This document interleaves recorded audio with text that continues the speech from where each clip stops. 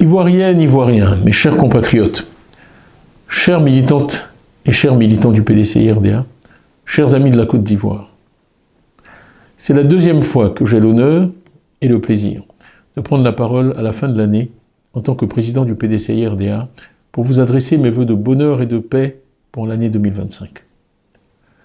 Je souhaite ce soir partager avec vous un message de solidarité et d'espoir.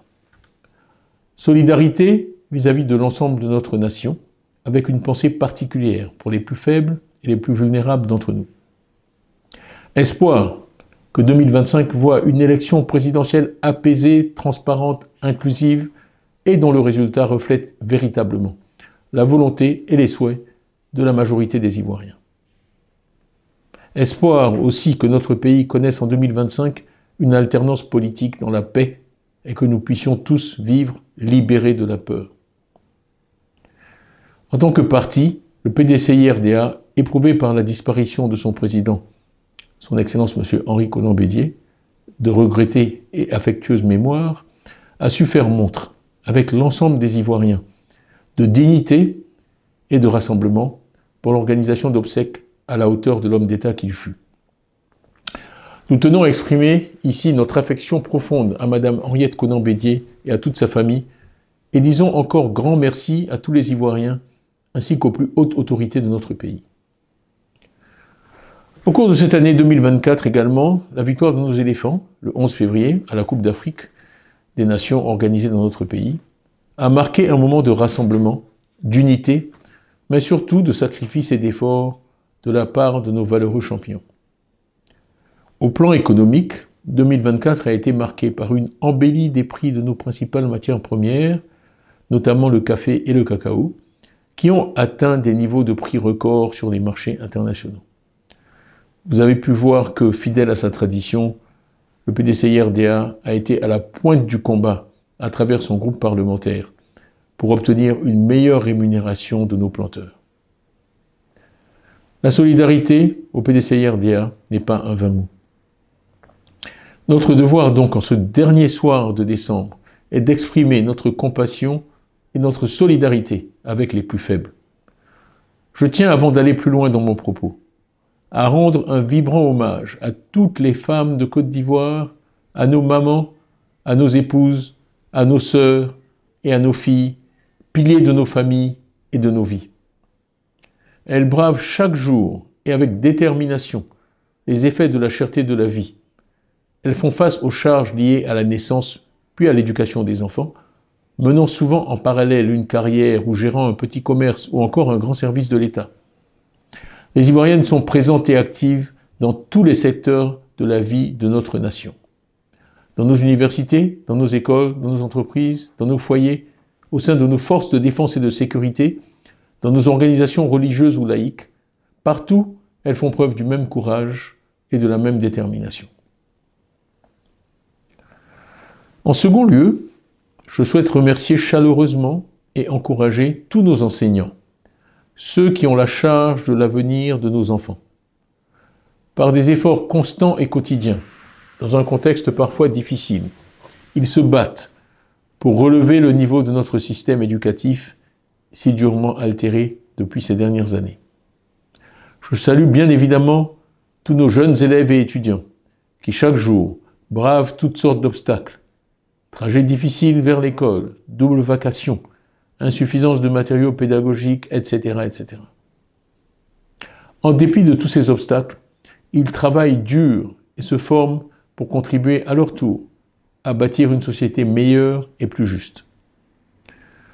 Je salue également avec respect le dévouement de tout le corps médical, qui malgré les conditions difficiles d'exercice de leur métier, continue quotidiennement de se mobiliser, de s'investir pour sauver des vies et offrir à nos populations les soins et les médicaments dont elles ont besoin sur l'ensemble du territoire national. Animé toujours par mon désir proclamé de faire de la politique autrement, j'adresse aussi au chef de l'État, au gouvernement et à toutes nos autorités mes vœux républicains pour l'année 2025. J'ai une pensée toute particulière pour nos forces de défense et de sécurité qui assurent la protection de la souveraineté nationale, le maintien de l'ordre et la sécurité des Ivoiriens face aux menaces sérieuses qui existent dans notre région. Merci pour vos actions. Votre contribution à la stabilité et à la paix est vitale. Vous pouvez compter sur mon soutien indéfectible. Je pense aussi à tous ces Ivoiriens et à toutes ces Ivoiriennes qui se battent chaque jour pour trouver les ressources afin de prendre soin de leur famille, qu'ils soient paysans, chauffeurs de taxi, de camions ou de bus, commerçants ou commerçants, tailleurs, couturières, manœuvres, coiffeurs, maçons, plombiers, électriciens ou encore cuisiniers. Votre courage au quotidien est une source d'inspiration pour nous tous. Continuez de redoubler d'ardeur dans votre travail. Merci pour votre contribution à la richesse et au fonctionnement de notre pays. Je pense enfin à vous tous, les Ivoiriens de la diaspora. Vous jouez un rôle vital pour notre pays à double titre. Vous êtes nos ambassadeurs partout où vous vous trouvez. Vous êtes le visage de la Côte d'Ivoire dans les pays où vous vivez. Merci de nous représenter dignement. Votre deuxième rôle, et non des moindres, est la part essentielle que vous prenez au développement de notre pays et à la subsistance de nombreuses familles ivoiriennes grâce à vos transferts financiers estimés à plusieurs centaines de milliards de francs CFA annuellement. Je vous remercie, je vous salue et vous adresse mes vœux les plus chaleureux pour l'année nouvelle. Je me réjouis aussi que vous preniez une part de plus en plus active à la vie politique de notre pays, de votre pays. Je pense à notre jeunesse. Le chômage des jeunes est endémique. Le travail est un élément essentiel à la dignité humaine. C'est le travail qui nous permet de nous assumer et de nous intégrer à la société. C'est un droit et une aspiration légitime. Nous demandons à nos jeunes de garder espoir. Des solutions existent et sont possibles pour inverser structurellement cette situation. Au PDCI-RDA, nous travaillons d'arrache-pied à des propositions à même de rendre notre société plus juste et plus équitable. Ces mesures assureront aux plus vulnérables d'entre nous des aides qui seront distribuées à partir de critères objectifs et transparents connus de tous.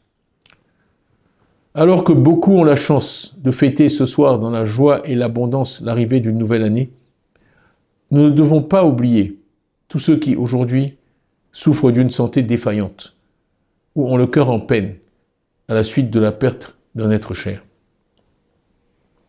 C'est à eux, à tous ceux qui souffrent, qui se sentent abandonnés, à tous les laissés pour compte, que je demande de ne pas perdre espoir. Je souhaite aussi une bonne et heureuse année à tous les partis politiques de notre pays et aux acteurs de la société civile qui ont un rôle clé à jouer dans le bon fonctionnement de notre société et de notre démocratie. Une collaboration intelligente dans le respect de nos différences et de nos valeurs respectives contribue en effet de façon critique au renforcement de la démocratie dans notre pays. Je remercie particulièrement tous les partis de la plateforme de l'opposition et de la société civile mise en place le vendredi 9 août 2024 pour la réforme du système électoral. Nous continuerons de travailler ensemble en 2025 pour faire avancer la démocratie dans notre pays. Nous devons nous armer de courage alors que nous continuons à faire face à toutes sortes d'injustices.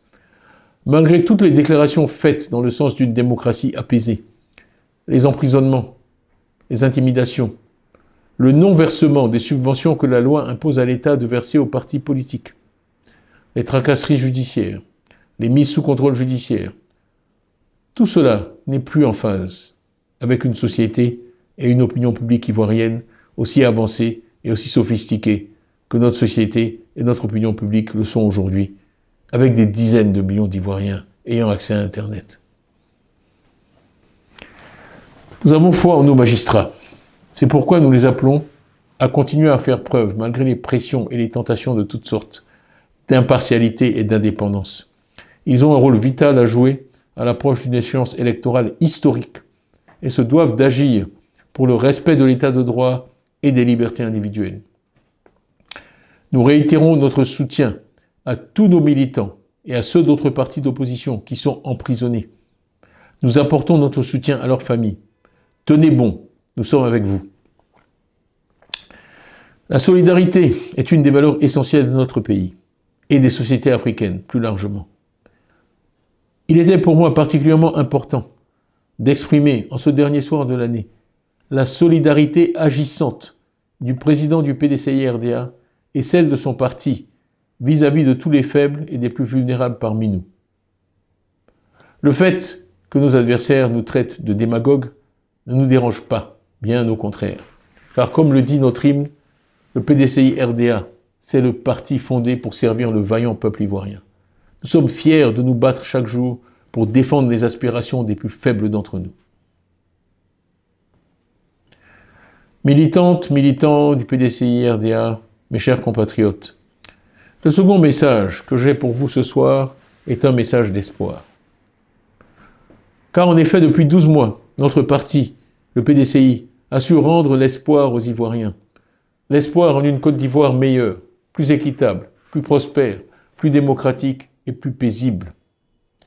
On a pu voir une indication de l'engouement et de l'espoir que suscite notre parti, il y a 10 jours seulement à Aboissou, où des Ivoiriens de tous âges, de toutes classes, se sont mobilisés en masse pour assister à notre dernier meeting de l'année, après le grand succès de celui de Soubré en juin. Une nouvelle année s'annonce maintenant pour chacune et chacun de nous, qui croyaient en l'espoir, en la promesse que porte aujourd'hui le PDCI-RDA pour notre pays. J'ai un rêve, celui de transformer notre pays, de bâtir une nation où nous sommes fiers de l'éducation donnée à nos enfants, fiers de nos libertés, fiers d'être les artisans d'une société où ni la violence ni la peur n'ont leur place. Une Côte d'Ivoire qui offre à toutes et à tous, et particulièrement à nos jeunes et à nos filles, la possibilité de s'épanouir sur tous les plans, professionnels, culturels et sociaux. L'amélioration des conditions de vie des populations ivoiriennes est notre objectif et l'équité, la boussole de notre action. Servir le peuple ivoirien est un privilège. Notre ambition est de gouverner la Côte d'Ivoire autrement. La Côte d'Ivoire et le PDCI-RDA, parti qui a créé la Côte d'Ivoire moderne, regorge de leaders sérieux et compétents capables de guider notre pays à travers ce jeune siècle. Chaque Ivoirien qui le souhaite doit pouvoir apporter sa contribution au développement du pays. Nous avons ainsi enregistré cette année plusieurs dizaines de milliers d'adhésions nouvelles, d'Ivoiriens inspirés par le discours que nous tenons. La Côte d'Ivoire du PDCI-RDA, c'est celle où les dirigeants seront choisis pour leurs compétences, sans distinction d'ethnie, d'appartenance politique ou religieuse ou sociale. Seul le mérite, les efforts et le travail détermineront nos choix. Nous devons promouvoir en tout temps la bonne gouvernance et la démocratie. Et il nous faut conquérir le pouvoir en faisant de la politique autrement, sans violence, idée contre idée. Il nous faudra exercer le pouvoir dans le respect des libertés individuelles et collectives. Il nous faudra enfin nous maintenir au pouvoir par la qualité seule de nos accomplissements et non par la mise en place d'un État policier. Bien gouverner pour le bonheur des populations est la plus sûre manière de se maintenir au pouvoir démocratiquement. Nos chantiers urgents seront tout d'abord de restaurer la cohésion nationale, de ramener notre pays à un niveau de développement humain mesuré par l'IDH, satisfaisant par l'amélioration de notre système éducatif et de notre système de santé. L'instauration d'une culture du mérite, loin des considérations ethniques, politiques, sociales, et par la création d'emplois de qualité pour notre jeunesse. Nous travaillons pour vous proposer un programme ambitieux mais réaliste, j'insiste, et réalisable, avec 6 axes fondamentaux. Le premier, ce sont la paix et la sécurité. Nous voulons une Côte d'Ivoire en paix à l'intérieur de ses frontières et en paix avec ses voisins. La préservation de relations fraternelles, respectueuses et apaisées avec l'ensemble des pays de notre espace, et en particulier avec ceux qui nous entourent, est indispensable. Le respect de nos différences et de nos valeurs respectives doit être la clé de notre enrichissement et de notre développement mutuel. Le deuxième axe pour nous, c'est le capital humain. Nous voulons des citoyens ivoiriens bien formés et en bonne santé. Pour cela, il nous faudra réformer en profondeur notre système éducatif. Je réaffirme notre engagement de faire de nouveau des enseignants ainsi que des personnels médicaux les enfants chéris de la République, comme ce fut le cas du temps de la gestion du PDCI-RDA. Troisièmement, économie et équité, car les deux vont ensemble. C'est-à-dire une société prospère et équitable, avec le secteur privé comme moteur de croissance. Nous ferons la promotion d'entrepreneurs champions nationaux et nous améliorerons les revenus des producteurs, notamment par l'augmentation de leur part dans la structure des prix. Nous assurerons l'impartialité de l'État, sans favoritisme, et nous instaurerons plus de rigueur dans le contrôle des chantiers de l'État et des dépenses publiques. Quatrièmement, nous voulons une société diverse mais inclusive, où les droits de chacun sont respectés et où chacun peut faire entendre sa voix sans crainte. Une justice impartiale et respectueuse des libertés fondamentales. Cinquièmement, les nouvelles technologies. Utiliser les nouvelles technologies pour améliorer le bien-être des populations. Dans tous les secteurs, une révolution technologique est en cours partout sur notre planète. Dans l'agriculture, dans la distribution, dans le commerce, dans les services financiers, dans la santé et l'éducation. Les nouvelles technologies offrent des opportunités infinies de création de richesses et d'emplois. Enfin, sixième axe, le développement durable. Se développer de façon durable en respectant notre environnement, qui est une de nos plus belles et grandes richesses. Ainsi, nous mettrons fin aux démolitions et déguerpissements anarchiques et sans humanisme pour instaurer un développement à visage humain dans le respect des droits des populations, des communautés et de nos us et de nos traditions. Nous avons su le faire quand le PDCI était au pouvoir, comme nous l'avons montré avec les déguerpissements pour la construction du 3e pont. Nous pourrons également réduire le coût de l'électricité sur le long terme en accélérant la transition énergétique par des investissements massifs dans les énergies renouvelables et la promotion de projets respectueux de l'environnement. Etc., etc. Tout notre programme pour la Côte d'Ivoire vous sera présenté plus en détail au moment de la campagne électorale qui s'ouvrira dans quelques mois.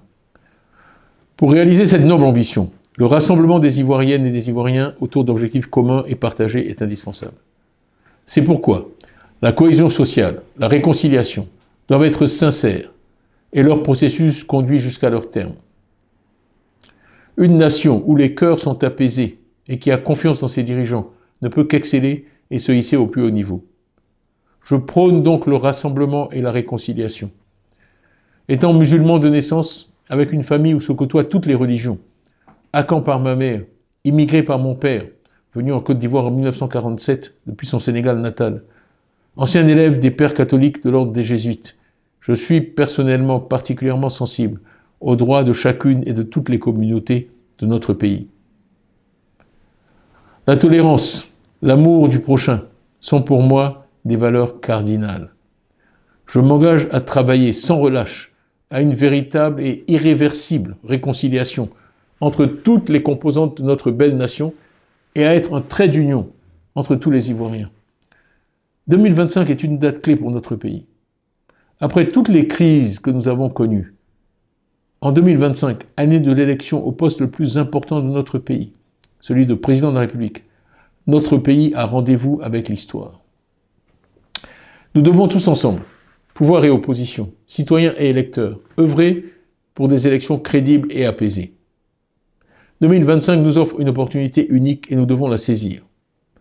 Les conditions de préparation de cette élection sont capitales. Mieux la préparation de l'élection se passera et plus l'élection aura de chances d'être un succès. Mais qu'est-ce qu'un succès dans notre contexte?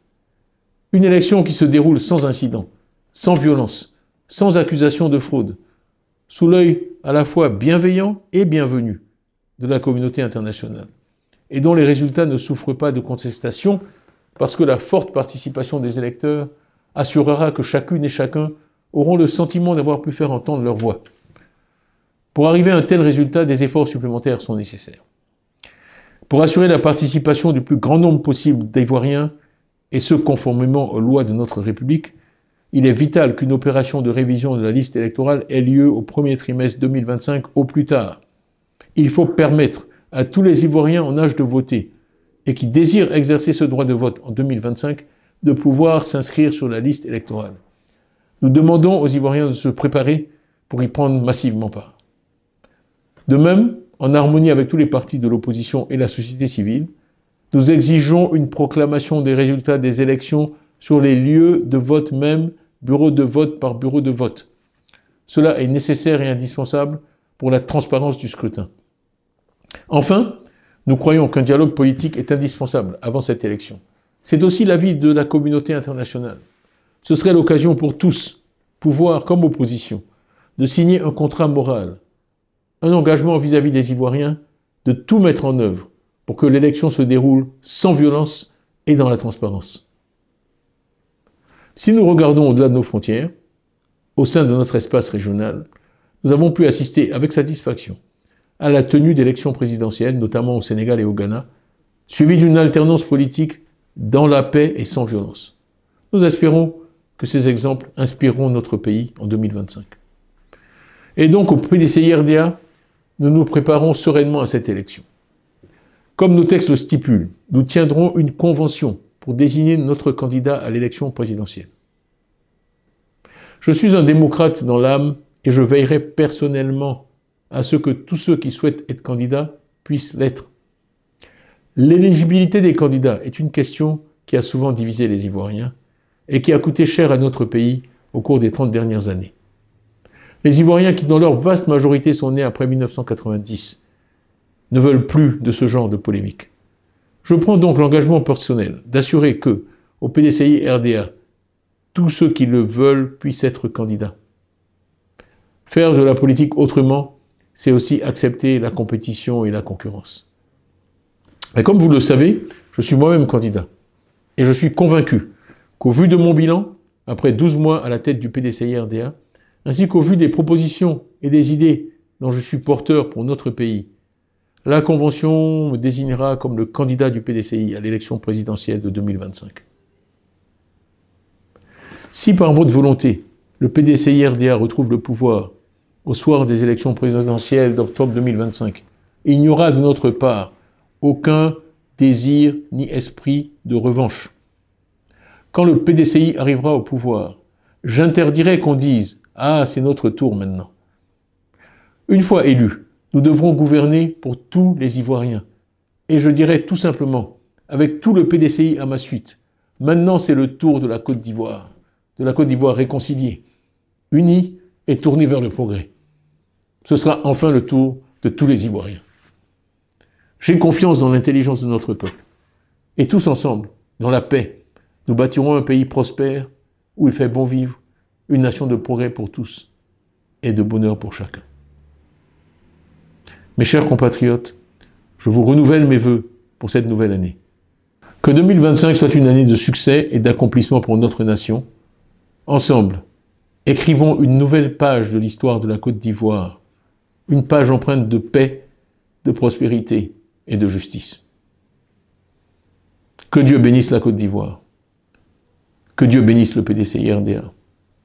Bonne et heureuse année 2025 à toutes et à tous.